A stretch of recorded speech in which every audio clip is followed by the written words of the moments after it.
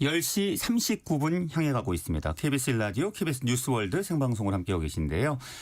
세계 각국의 역사적 배경과 지리적 상황을 바탕으로 주요 이슈도 해석하고 그 맥락도 짚어보는 세계의 어제와 오늘 시간입니다. 오늘 엘살바도르에 대해서 알아볼 텐데요. 박청기 PD와 함께하겠습니다. 안녕하세요. 네, 안녕하십니까. 네.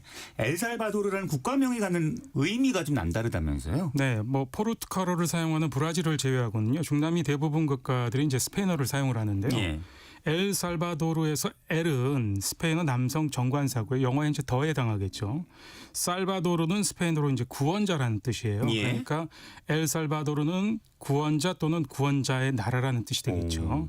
외세의 수탈과 침략으로 얼룩진 엘살바도르 역사에 비춰볼 때 왠지 좀 아이러니한 느낌이 들죠. 예, 네. 그렇습니다. 엘살바도르는 축구 때문에 전쟁을 한 나라로 좀 유명하잖아요. 네, 그렇습니다. 온두라스와 엘살바도르 사이에 벌어진 일명 축구 전쟁은 지금도 전 세계 사람들 사이에 이제 진기한 사건으로 회자가 되고 있는데요. 예. 아무리 중남미 사람들이 축구에 열광한다고 해도 고작 축구 때문에 전쟁까지 벌인다는 사실이 좀 이해가 되지 않는데요. 엄밀히 말하자면 축구 때문에 전쟁이 일어났다기보다는 예. 울고 싶은데 이제 뺨 때려준다 이제 이런 얘기가 있지 않습니까? 이 축구 경기가 전쟁을 위한 빌미를 제공했다. 이런 표현이 역사적인 사실에 더 부합하다고 볼 수 있겠습니다. 예. 자, 그렇다면 1968년 그 당시 상황으로 좀 돌아가서 살펴보죠. 그렇습니다. 2026년 북중미 월드컵 조추첨이 얼마 전에 있었잖아요. 예. 네, 1970년은 멕시코에서 월드컵이 개최가 됐습니다. 네, 1970년 멕시코 월드컵 본선 진출을 놓고 중앙아메리카의 6개 나라가 이제 예선전을 벌이는 상황이었는데요. 1969년 6월 8일 온두라스의 수도 테구시갈파에서 온두라스와 엘살바도르 예선 1차전 경기가 벌어집니다. 예.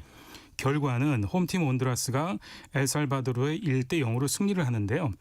여기까지는 별 문제가 없었어요. 예. 근데 문제는 며칠 뒤에 2차전을 벌이게 되는데 여기서 1차전 패배를 만회하기 위해서 이제 6탄전에 돌입한 엘살바도르가 온두라스에 3대 0 완승을 거두면서 양국 예선전 전적은 이제 1대 1을 기록하게 되지 않습니까? 예. 원점으로 돌아왔는데 그런데 이 경기장에서 흥분한 양국의 관중들 사이에 난투극이 벌어집니다.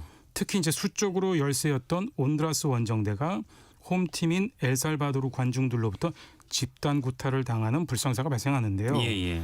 이 소식을 접한 온두라스 국민들도 이제 가만히 있지 않았는데 온두라스에 당시 살고 있던 엘살바도르 이주민들에 대한 무차별적인 폭행이 보복행위가 가해집니다. 그러면서 엘살바도르가 1969년 7월에 선전포고를 하고요.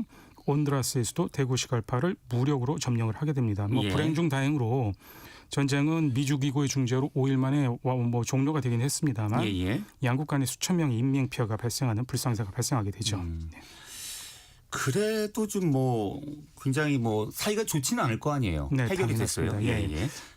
자, 그런데 두 나라 사이 전쟁까지 한 속내는 생각보다 단순하지 않다고 들었거든요. 그렇습니다. 여기까지 들으면 앞서 말씀드린 대로 축구 때문에 전쟁을 한다. 아무리 축구를 좋아한다고 해도 이해가 되지 않는데요. 속 이야기가 있습니다.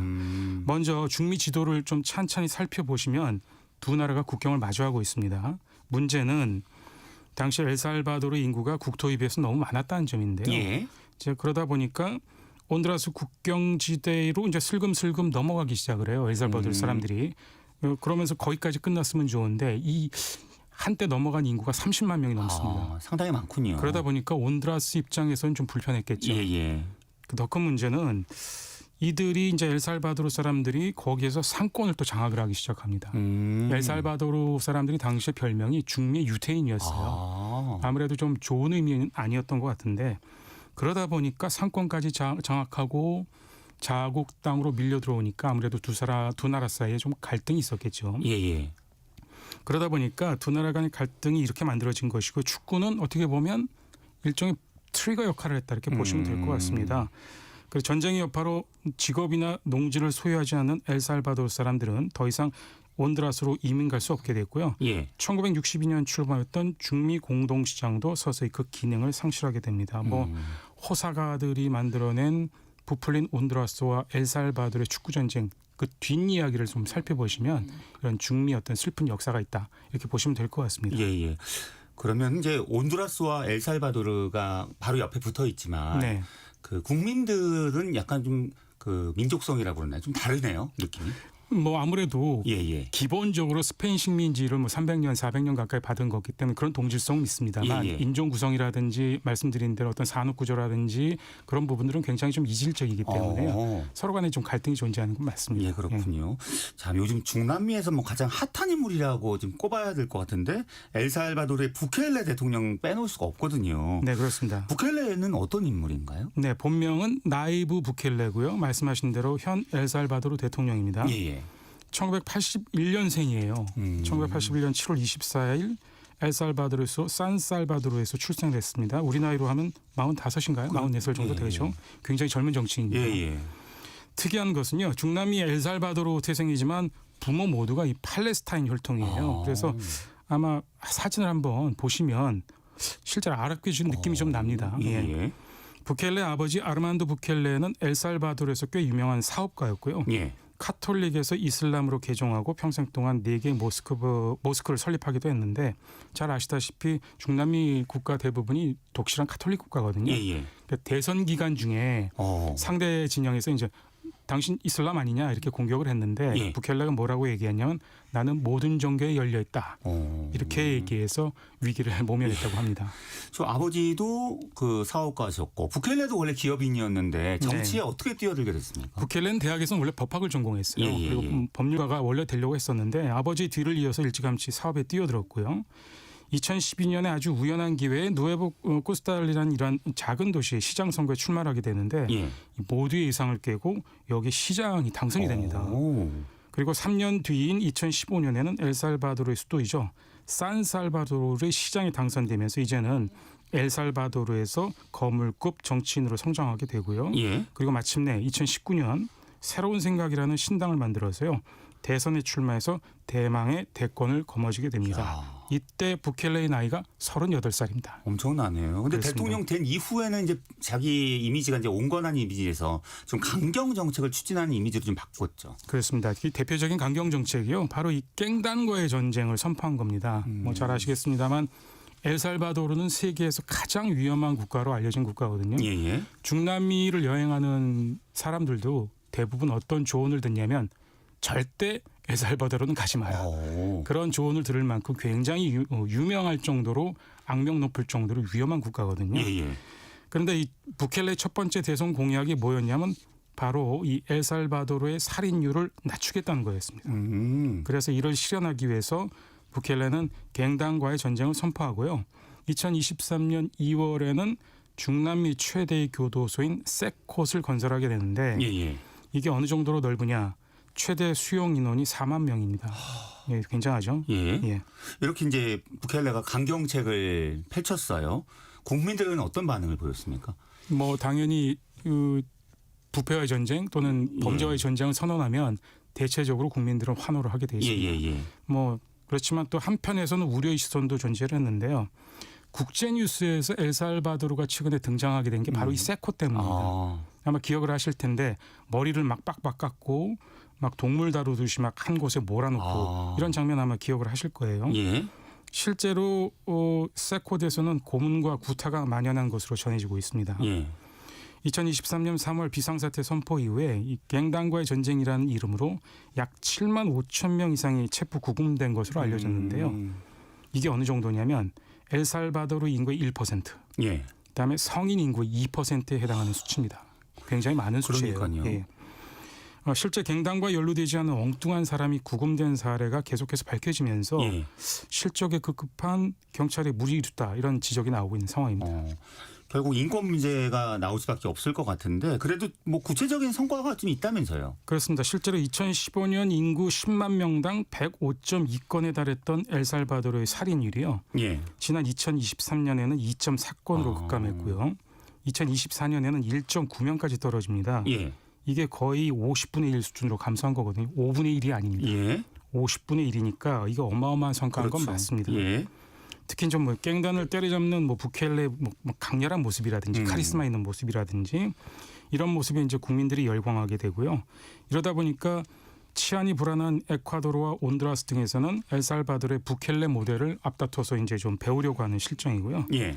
아무튼 이 부켈레 약속대로 엘살바도르가 비교적 짧은 기간 안에 세계 최악의 치안 국가라는 오명에서 벗어난 것은 분명해 예. 보입니다. 자, 여기서 좀 궁금한 게 왜 엘살바도르가 세계에서 가장 위험한 나라, 뭐 갱들의 천국이다. 네.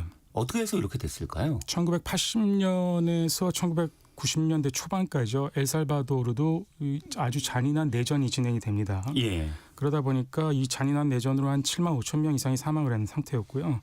젊은이들이 내전에 너무나 시달리다 보니까 희망이 없는 거예요. 아. 그러다 보니까 소위 이제 희망의 나라 어디로 가겠습니까? 미국으로 가죠. 건너갑니다. 예. 근데 미국 가서 제대로 정착하고 직업 잡고 돈 벌고 해서 본국에 송환하면 다행인데 예. 여기서 마약과 관련된 갱단을 조직을 하게 되고요. 이 내전이 종료된 이후에 이 젊은이들이 다시 엘살바도르로 돌아와서 여기서 갱단을 만들게 됩니다. 아, 그렇군요. 그러면서 오늘날 엘살바도르의 악명 높은 갱단의 원조가 되는 거죠. 예. 최근에 트럼프 대통령이 이제 미국에서 체포된 갱단을 엘살바도르 감옥으로 지금 보내겠다 이런 얘기를 했는데 네. 부켈레가 또 흔쾌히 수락했네요. 네, 지금 미국은 불법 이민자 문제로 굉장히 좀 뭐 골머리를 앓고 있는데 예. 이 불법 이민자 가운데 범죄자들, 자, 이 부켈레 대통령이 우리가 받을게 이렇게 된 거거든요. 자, 그러다 보니까 트럼프 대통령 입장에서는 너무 고마운 거죠. 예. 그러다 보니까 중남미 국가 지도자 가운데 지금 부켈레를 굉장히 칭찬을 많이 합니다. 예. 공개적으로요. 그래서 뭐 트럼프 대통령과의 브로맨스는 굉장히 유명한데요. 특히 이들 상당수가 MS-13이라든지 국제적 범죄 경력이 있는 인물들을 부켈레가 이렇게 나서서 수용함으로써 트럼프의 이제 구원투수 역할을 하고 있는데 문제는 엘살바도르가 범죄자의 집합소가 될 것이라는 국내의 반발도 만만치가 않다는 점입니다. 어쨌든 이제 부켈레 대통령의 지지율도 지금 고공행진 중이지만 사실 독재에 대한 우려의 목소리도 좀 나오고 있잖아요. 네, 바로 그렇습니다. 예. 뭐 최근에 뭐 필리핀의 두테르테 기억하실 거예요. 예. 범죄의 전쟁을 선언했지만 지금 국제사법재판소에 재판을 받고 있습니다. 예. 아마 전례가 될 수도 있다는 얘기인데 부켈레는 자신들이 자신을 독재자로 부르는 것에 나는 신경 쓰지 않는다. 시민들이 거리에서 죽어나가는 걸 보는 것보다 내가 차라리 독재자로 불리는 게 낫다. 일종의 뭐 자신감을 이렇게 표현을 하고 있는데요. 예. 하지만 어쨌건 간에 전문가들은 이런 현상을 중남미에 만연한 권위주의적 포퓰리즘이다 이렇게 보고 있습니다. 예. 부켈레 미래가 그 장밋빛만은 아닌 것으로도 좀 생각이 되고요. 어떻게 끝으로 좀 전망을 해볼까요? 네, 하버드 대학교의 정치학자인 스티븐 레비츠키라는 분이 향후 부켈레의 장기 집권이 성공하려면 중요한 변수로 두 가지가 있다 이렇게 지적을 예. 했는데 일단 첫 번째는요. 지금과 같은 안정적인 치안 상황을 유지하면서 경제 성장의 연착륙을 이끌어내는 것입니다. 이 아무리 범죄와의 전쟁이 성공해도 경제가 망가지면 오래 갈 수 없는 거죠. 그거는 예. 뭐 진보 보수 할 것 없이 동일하게 적용되는 거고요. 그렇죠. 세계은행 보기에 따르면 2023년 3.5%의 경제 성장률을 보이던 엘살바도르 경제의 성장률이요. 지난 2024년에 2.6%까지 떨어졌습니다. 예. 그러니까 어떻게 보면 앞으로의 구체적인 경제 성장 동정력을 확보하지 못하면 부켈레 정권도 위험할 수 있다 이런 평가가 나오고 있고요. 예. 두 번째는 이 트럼프의 강력한 후원을 언제까지 이제 그가 이제 등에 업을 수 있느냐 이런 얘기인데 맞아요. 뭐 모르겠습니다. 공식적으로는 부켈레의 이 임기가 2030년까지 보장돼 있긴 하는데 예. 과연 트럼프 임기는 언제까지일 것이냐 장담할 수가 없는 거죠. 바이든 행정부 시절에 미 국무부가 엘살바도르 부켈레 정부를 심각한 인권 침해 국가로 이렇게 지적한 적이 있거든요. 예. 아무튼 이제 뭐 트럼프 대통령은 부켈레가 치르고 있는 전쟁을 뭐 영웅적이고 환상적인 도전이다 이렇게 칭찬을 하고 있습니다만 예. 향후 부켈레 정부의 그 성공 여부는 이런 여러 가지 변수들과 작용이 돼 있다 이렇게 보시면 될 것 같습니다. 예, 알겠습니다. 세계 어제 오늘 박청기 PD와 함께했습니다. 말씀 고맙습니다. 네, 감사합니다. 네, 오늘 끝곡 조니 미첼의 Both Sides 나옵니다. 얼마 남지 않은 그 2025년 마무리 잘 하시고요. 저는 2026년 새해 첫 토요일에 인사드리겠습니다. 고맙습니다.